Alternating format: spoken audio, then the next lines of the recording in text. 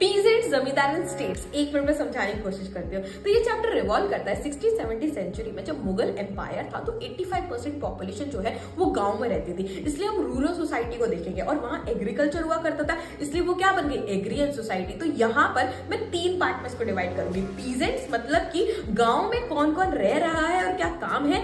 जमींदार को हमें देखा जाएंगे जो बहुत इंपॉर्टेंट फिगर है, और उसके बाद में स्टेट मतलब मुगल्स का कैसे कंट्रोल था, क्या रेवेन्यू सिस्टम था। तो पीजेंट्स की अगर हम बात करें तो यहाँ इसमें बताया गया है कि सबसे पहले तो एग्रीकल्चर हुआ करता था जिसमें मेल और फीमेल बराबर पार्टिसिपेशन किया करते थे। एग्रीकल्चर के बाद जो एग्रीकल्चर है वो कैसे हुआ करता था, तो यहाँ पर एग्रीकल्चर जो है मॉनसून पे भी डिपेंड था इरिगेशन में, और इरिगेशन फैसिलिटी बनाई भी गई थी, जैसे नहर वगैरह बनाई गई थी जो मुगल्स ने बनवाई थी। और 2 फसल तो मिनिमम की ही जाती थी, खारिफ और राबी फसल, और 3-4 हो जाए तो कोई दिक्कत नहीं है। 50 वैरायटी ऑफ राइस भी मिले हुए हैं। जो पीजेंट थे अगर उसके पास 10 एकड़ जमीन है तो वो रिच असामी बन जाते थे। ठीक है, इसी के अलावा अगर वुमेन की कंडीशन की बात करें तो वुमेन की कंडीशन बहुत ज्यादा खराब थी। देखो वुमेन साथ में मिलकर इंडिपेंडेंट काम किया करती थी, लेकिन वुमेन के ऊपर रेस्ट्रिक्शन बहुत ज्यादा थे। मेंस्ट्रुअल वुमेन को कुछ काम नहीं करने देते थे। और इसके अलावा अगर मैं बात करूं तो मेल का डोमिनेंस बहुत ज्यादा था। और इसके अलावा विलेज में कौन कौन रहा करता था, तो विलेज में अगर मैं बात करूं तो यहाँ कल्टिवेटर्स रहते थे। विलेज में आपकी पंचायत हुआ करती थी